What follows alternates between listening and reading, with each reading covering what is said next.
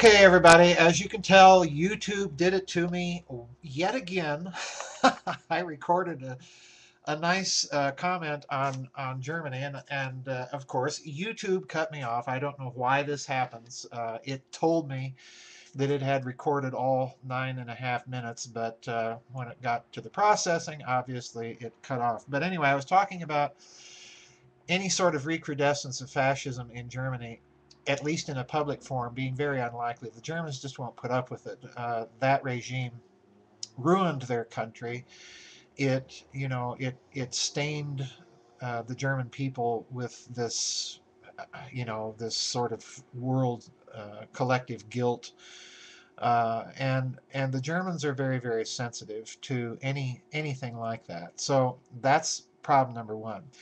The real thing that interests me here is that if you go back in history and look at the Deutschmark was kind of a secondary reserve currency. In other words, even in the US dollar's reserve status in those days, the Deutschmark was kind of a currency of second choice.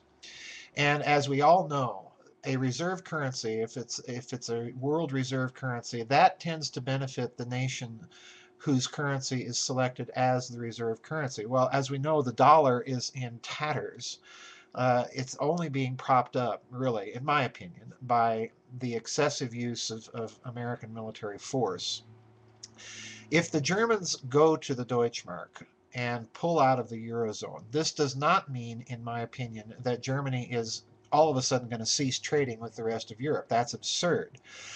What it does mean is that the Deutschmark may become sort of the European reserve currency, and that's a very interesting prospect because it benefits Germany.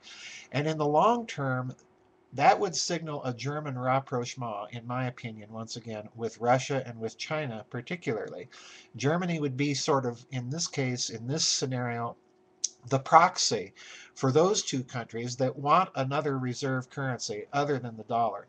Germany would be a likely choice for them to put forward and to hide themselves behind, and it would be a way to draw Germany into their orbit more completely, and that I think they have as a goal. So this is a very, very interesting scenario.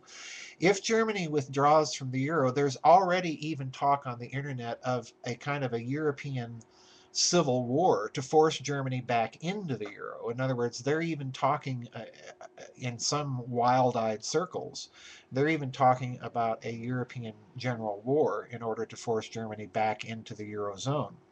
I don't think that will happen, but it is interesting that the French president of the European Central Bank lost his cool when the idea of Germany returning to the Deutschmark was recirculated. And it's, again, very important to remember that Germany's version of the Dow Jones Index, Germany's version of Wall Street, it's very interesting to recall, once again, that it has, for about the last year, been quoting stock prices in Deutschmarks rather than in euros. It's been quoting them in both, as a matter of fact. But the reintroduction of Deutschmark price quotation is a very significant step. So that's a tiny little signal that maybe there is indeed something real behind these internet rumors that Germany is planning as a backup or a fallback position to reintroduce the Deutschmark.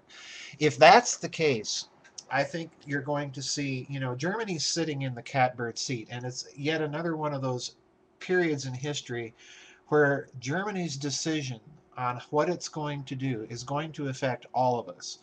So it's sitting in the catbird seat.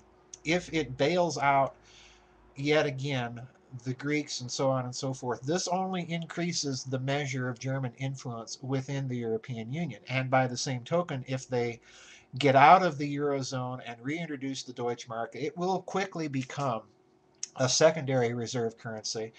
It might become the basis for some sort of basket of new currencies, reserve currencies. There's already talk of this as well.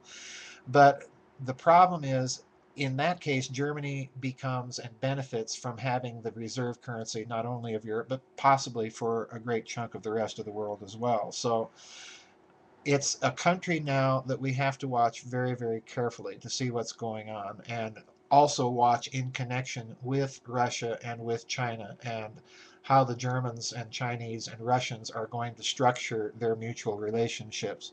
So it's a very interesting story. As of yet, it's all speculation, but we do have that one indicator from the German version of Dow Jones that started a year ago to quote prices once again in Deutschmark. So it's very interesting to watch.